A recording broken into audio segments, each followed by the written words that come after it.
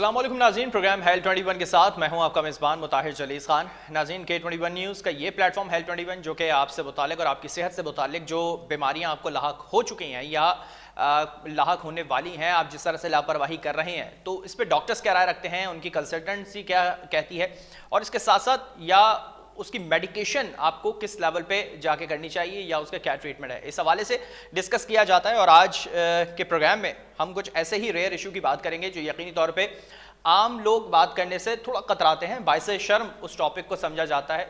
मैं बात कर रहा हूँ बे औलादी की, जो यकीनी तौर पे कहा जाता है कि फ़ला शख्स की वजह से है, फ़ला शख्स की वजह से है। काफ़ी क्लैश होते हैं घरों के अंदर इस तमाम इश्यूज़ को लेके, मगर आखिरकार डॉक्टर्स के पास इस पे जाया नहीं जाता कि क्या वजूहात हैं, क्यों है, किस वजह से है, या इसका ट्रीटमेंट या इसका इलाज क्या है और किस तरह से इसको रिकवर किया जा सकता है। बस इस चीज़ को लेके घरों में क्लैश, लड़ाइयाँ और फिर जिस तरह से सूरत हाल सबके सामने है वो आजकल मीडिया पे वाज़े तौर पे नज़र आ जाती है। इस पे एक्चुअल परेशानी क्या है, कहाँ से ये चीज़ पनपती है या इसका क्या इलाज है, इस पे बात करेंगे। हमारे साथ स्टूडियो में गेस्ट मौजूद हैं, डॉक्टर अंबर सीमी साहब हैं जो कि कंसल्टेंट गायनेकोलॉजिस्ट हैं। डॉक्टर साहब, बहुत शुक्रिया प्रोग्राम के लिए आपने वक्त निकाला। Thank you so much. अस्सलाम वालेकुम। वालेकुम सलाम। डॉक्टर साहब, अब आज का जो टॉपिक यकीनी तौर पे रेयर है और जिस तरह से मैंने इंट्रो अभी इसमें जिक्र किया, यकीनी तौर पे आपने इस पे बज़ाहिर पूरे तरीके से सुना है। क्या वजूहात हैं? सबसे पहले तो बे औलादी की जो शरह है पाकिस्तान के अंदर भी काफ़ी बढ़ती हुई दिखाई दे रही है और फिर इसको टॉपिक को बायसे शर्म समझ के डॉक्टर्स के पास नहीं जाया जाता। क्या वजूहात नज़र आती हैं आपको? देखिए, फ़र्स्ट ऑफ ऑल तो मैं K21 का थैंकफुल हूँ कि इतना इन्होंने बहुत अच्छा कॉमन टॉपिक है ये, लेकिन लोग इसे डिस्कस नहीं करते। डिस्कस करते हुए भी जो है वो हेजिटेशन फील करते हैं कि इनफर्टिलिटी है तो लोग क्या कहेंगे, क्या होगा, क्या नहीं होगा। तो ये चीज़ जो है आप लोगों के लिए ना जीना सीखें, अपने लिए जिएं, ठीक है। और दूसरा ये है कि देखिए, इनफर्टिलिटी बेसिकली अगर एक कपल है, ठीक है, और वो 1 ईयर तक कंसीव नहीं कर पा रहा है despite of trying multiple times, मगर वो विदाउट एनी ट्रीटमेंट 1 ईयर तक कंसीव नहीं कर पा रहा है, they should have to concern with the doctors, ठीक है, ताकि वो आपके सॉर्ट आउट करें। यहाँ पे क्या होता है मैं डिस्कस करूँगी क्योंकि मेरे पास जहाँ पेशेंट्स आते हैं वो ये करते हैं, किस्मत में छोड़ दिया भाई, जब किस्मत होगी तो औलाद हो जाएगी, किस्मत नहीं है तो जब नहीं होगी। इस तरह वो अपना ड्यूरेशन कंज्यूम करते रहते हैं। 10 ईयर्स हो जाते हैं ड्यूरेशन ऑफ मैरिज, और वो हमारे पास रिपोर्ट हो रहे होते हैं कि डॉक्टर साहिबा हमें जो है औलाद नहीं हो रही है। तो एटलीस्ट 1 ईयर अगर आपका ड्यूरेशन ऑफ मैरिज है और आप कंसीव करना चाह रहे हैं और कंसीव नहीं हो रहा है तो आप अपने डॉक्टर से रुजू कीजिए, ठीक है। इनफर्टिलिटी ये आप एक कॉन्सेप्ट बना लें, 2 टाइप्स की होती है, ठीक है। एक होती है प्राइमरी इनफर्टिलिटी, एक होती है सेकेंडरी इनफर्टिलिटी। प्राइमरी इनफर्टिलिटी हम उस को कहते हैं कि पेशेंट ट्राई करे जा रहा है और उसे वंस भी जो है कंसेप्शन अचीव नहीं हुआ है इन देयर लाइफ स्पैन, ठीक है, इट्स द प्राइमरी इनफर्टिलिटी। एक सेकेंडरी इनफर्टिलिटी ये होती है कि सेकेंडरी इनफर्टिलिटी में उसने वंस किया, उसका बेबी हो गया, ठीक है, अब वो सेकेंड टाइम ट्राई कर रहा है, बेबी नहीं हो रहा है। लेकिन मोस्टली जो सेकेंडरी इनफर्टिलिटी होती है, कपल्स ये समझते हैं एक दफ़ा बेबी हो गया, we are the perfect ones, हम कंसीव कर सकते हैं। हर चीज़ देखें एज के हिसाब से आपकी चेंजेस आ रही होती हैं, हार्मोनल चेंजेस भी आती हैं, आपकी बॉडी में कुछ फैक्टर्स इन्वॉल्व हो रहे होते हैं, आपका लाइफ स्टाइल है, आपका डाइटरी प्लान है, आपकी एज के प्रोसेस के साथ साथ मल्टीपल चीज़ें आपके अफेक्टेड हो रही होती हैं। तो मेल हो या फीमेल हो तो सेकेंडरी इनफर्टिलिटी हो सकती है। अच्छा, जिस तरह से अभी हमने इस पे जिक्र करा कि जिस तरह से फर्स्ट बेबी के बाद अगर दोबारा इस तरह का सूरत हाल सामने नज़र आती है तो ज़्यादातर केसेस किसके नज़र आते हैं आपको? मेल के ज़्यादा इफेक्ट होते हैं या फीमेल पे ज़्यादा इफेक्ट होता है इसका? किस चीज़ पर? ये तो आपने बहुत ऐसा क्वेश्चन किया है जो कि बहुत इंपॉर्टेंट क्वेश्चन है। हमारे माशरे में मोस्टली जो मेल समझते हैं मेल इनफर्टिलिटी नहीं है। अगर मैं अपने पेशेंट्स को देखूं तो मोस्टली 40% जो है मेरे पेशेंट में मेल इनफर्टिलिटी आता है, ठीक है। और वो डिस्कस करते हुए थोड़ा सा हेजिटेशन फील करते हैं, हम डॉक्टर से कैसे करेंगे, फीमेल डॉक्टर है या मेल डॉक्टर है XYZ, तो आप उसको डिस्कस कीजिए क्योंकि मेल के देखें टेस्ट कम होते हैं और इजीली डायग्नोज हो जाता है। मैं आपको एक एग्जांपल दूं, मेरे पास एक कपल आया था और वो कंसीव के लिए आया था, उनका ड्यूरेशन ऑफ मैरिज 8 ईयर्स था, और जब मैंने उनके फीमेल के टेस्ट कराए, उनके फीमेल के टेस्ट बिल्कुल परफेक्ट है। उनके हस्बैंड टेस्ट नहीं कराते थे, मैंने उन्हें काउंसिल किया, एट लास्ट उन्होंने मुझे ये जवाब दिया कि डॉक्टर साहिबा कंसीव तो मेरी मिसेस को करना है ना, बेबी तो उन्हें प्रोड्यूस करना है, तो आप मेरा किस चीज़ का ट्रीटमेंट करा रही हैं। तो देखें, ट्रीटमेंट आप अगर नहीं करेंगे तो मैं उसकी वाइफ का क्या ट्रीटमेंट करूँ, उसको क्या मैं मेडिकेशन दूँ। तो ऑब्वियसली उसको फिर मैंने काउंसिल किया, देन उसने टेस्ट कराया, उसको ओलिगोस्पर्मिया एक कंडीशन होती है जिस पर स्पर्म काउंट कम हुए होते हैं, और उसका इलाज ट्रीटेबल है पर एक हद तक।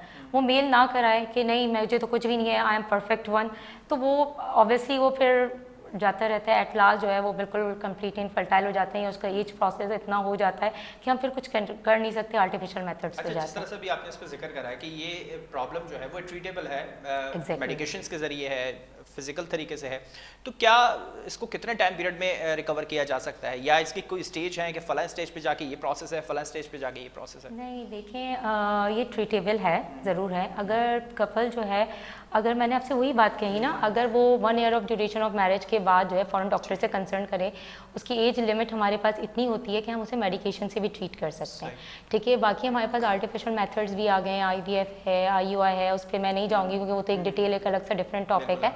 तो हम मेडिकेशन पे भी जाते हैं, पेशेंट को उसका लाइफ स्टाइल चेंजेस की हम काउंसलिंग करते हैं, ठीक है।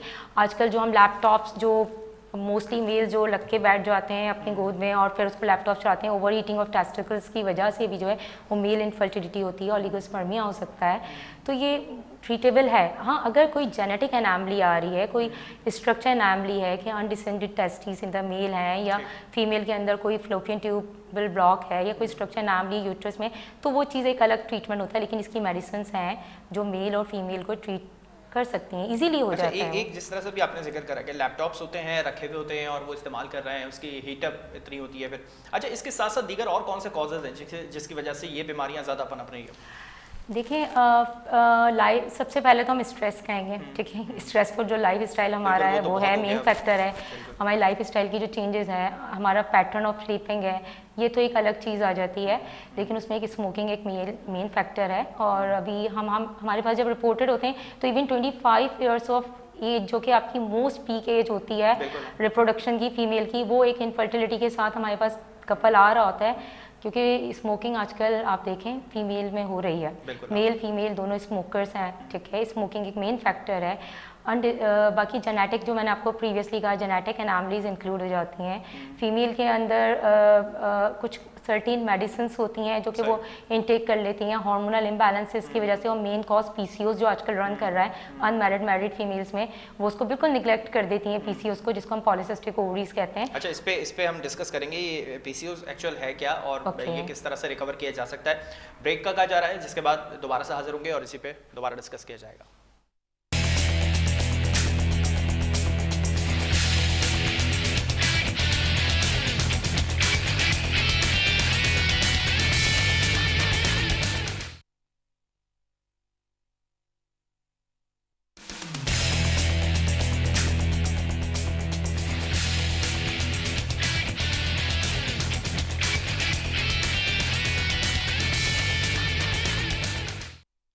वेलकम बैक नाज़रीन। ब्रेक से पहले हम बात कर रहे थे इनफर्टिलिटी पे, यानी बे औलादी की क्या वजूहात हैं, किसकी वजह से ज़्यादा जो रिस्क फैक्टर है वो दिखाई देता है। लेकिन बाइस शर्म की वजह से इस टॉपिक को कोई डिस्कस नहीं करता, डॉक्टर्स के पास इवन जाते नहीं है, घरों में ही उसके कोई ना कोई टोटके आजमाने की कोशिशें करते हैं और फिर उससे दीगर और बीमारियां भी आपको लाहक हो जाती हैं। एक्चुअल प्रॉब्लम होती क्या है, और ब्रेक से पहले हम इस पर डिस्कस कर रहे थे। और एक टॉपिक था PCOS का। PCOS एक्चुअल है क्या? डॉक्टर साहब से बात करते हैं। डॉक्टर साहब, PCOS का जिक्र हम कर रहे थे ब्रेक से पहले, ये एक्चुअल है क्या चीज़, क्या होता है ये, और इसको क्या ट्रीट किया जा सकता है? यस, PCOS ट्रीटेबल है।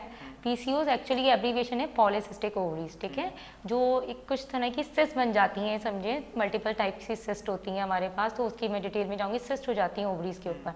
अब उसका जब PCOS छोटे बहुत होते हैं, वो डॉक्टर से कंसर्न नहीं करती हैं। हमारे पास पेशेंट आती हैं, वो कहती हैं भाई रेगुलर साइकिल्स हैं, या उनको हेयर सिटिज्म है, अनवांटेड हेयर्स हैं। फिर हम उनके टेस्ट कराते हैं, PCOS डायग्नोज होते हैं, उनको हम बताते हैं कि आपकी एक सिस्ट है छोटी सी, जो कि मेडिसिन से रिमूव हो जाएगी, ठीक है, फिनिश्ड हो जाएगी। लेकिन वो समझते हैं इसमें तो कोई बड़ी बात नहीं है, सिस्ट से छोड़ दें, क्योंकि अनमैरिड फीमेल्स में भी PCOS रिपोर्टेड है।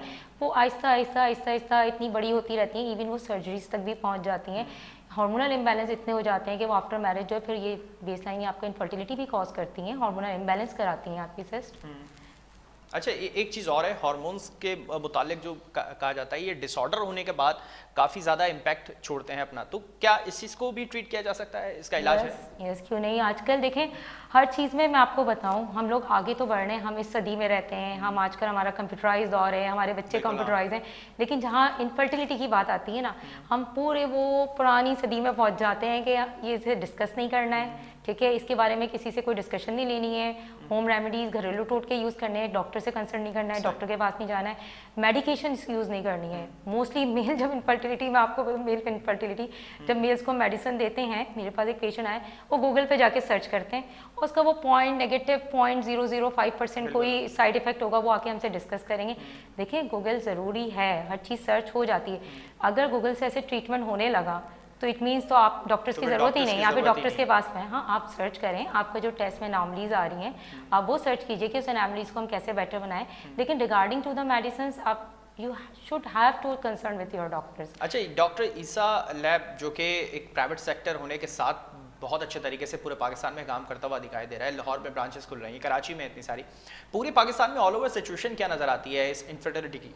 देखिए इनफर्टिलिटी बहुत कॉमन हो गया है, ठीक है, यहाँ पे हमारे जो एजुकेटेड तबका है वो तो फिर कंसर्न कर लेता है डॉक्टर से, लेकिन जो आप रूरल एरियाज़ में जाएं वहाँ उन्हें यही नहीं पता होता कि इनफर्टिलिटी है, वो चलते रहते हैं, इवन वो बूढ़े भी हो जाते हैं, उन्हें पता नहीं होता नहीं है, इनकी किस्मत में नहीं है, और उसके ऊपर फीमेल के ऊपर उनके इशूज़ डेवलप हो जाते हैं।